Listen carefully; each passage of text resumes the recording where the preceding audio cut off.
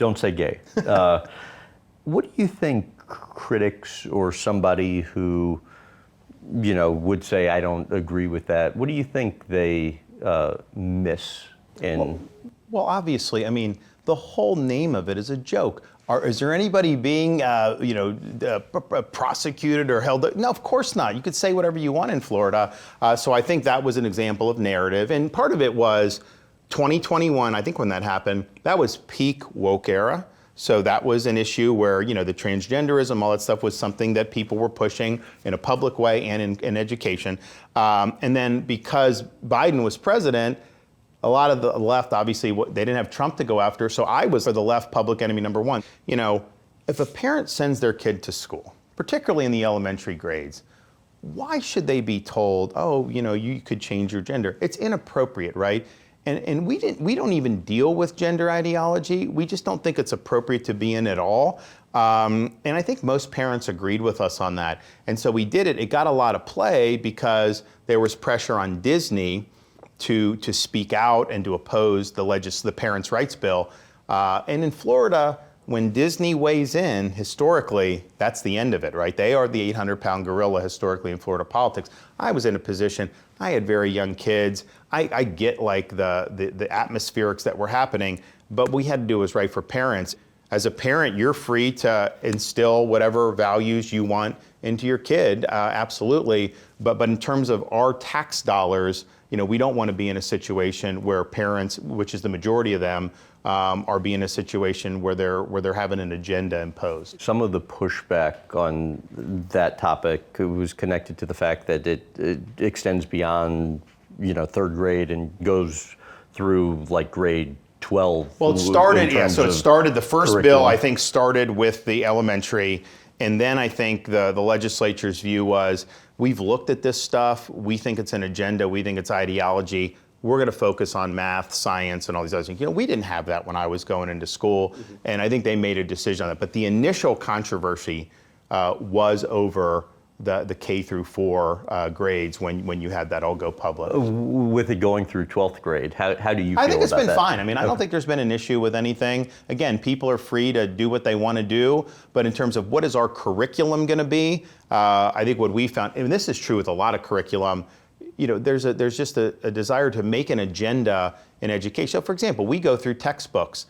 And if there's an agenda, we object to it. And we're a big enough state that if we don't accept the textbook, that's a big problem for the company, so they have to make changes. So I think what we've done in a whole host of issues, not just this, is let's not have slanted education. Let's do the basics and do the basics well. I get third grade, you don't want, stuff like that kind of being taught. But, somebody's in high school, one could make the strong argument that learning about some of that better kind of prepares. Here's I think the problem we've seen. So this is a case that just went to the Supreme Court, California. So they do the gender ideology, they do it very strongly, and they're doing things where these kids are then choosing, to transition, and the high schools won't tell the parents that this is happening. So that went all the way to the U.S. Supreme Court. And the U.S. Supreme Court said, no, California can't do that violates the rights of the parents. And so I get people, I think, do get different things that come in beyond just what they learn in school. But to have the power of the schools pushing that agenda in that way that goes all the way up to the Supreme Court, it's like, is that really what we want to be doing in our school system? What's your reflection on you mentioned Disney, on how that all shook out? So first, just signing the bill, most people thought I wouldn't go through with it once they came out because they've been the most powerful force in Florida. And you guys got married at Disney, so it's how odd is that? That's not anything we ever hid, but when this was going on, people didn't draw the connection to it, and eventually that kind of came out. And I told the then CEO, I said, don't get involved in this. Because first of all, what they were saying— Bob Chapek, yeah. Because what they were saying about it wasn't true, and it became a political football. I'm like, don't worry about it.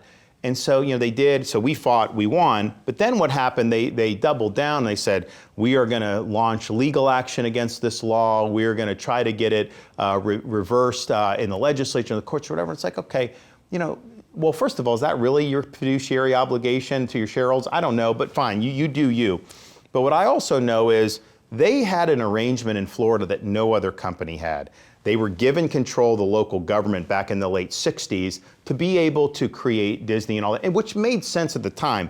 But what was promised was that they were going to build residential communities in addition to the parks. What does that mean? Those people would vote in the leaders of the local government. Disney never did that. So basically, they have controlled this entire local government there for decades. So there's other tenant businesses. Disney could tax them and then use it for Disney stuff. So what we did is we said, okay, you're free to launch a tax against our parents' rights bill. You're free to do that, but we're not going to subsidize that. And so we imposed the state control board over that local government. And what did my guys do? They cut the taxes on all the other businesses. They're making sure that basically Disney's treated the same. But they were just so powerful over the years that no one dared to touch that, even though it came under a lot of criticism. It's interesting. Liberal media would always criticize that they had this special arrangement. And because, it's like the Republicans control the legislature, the liberals.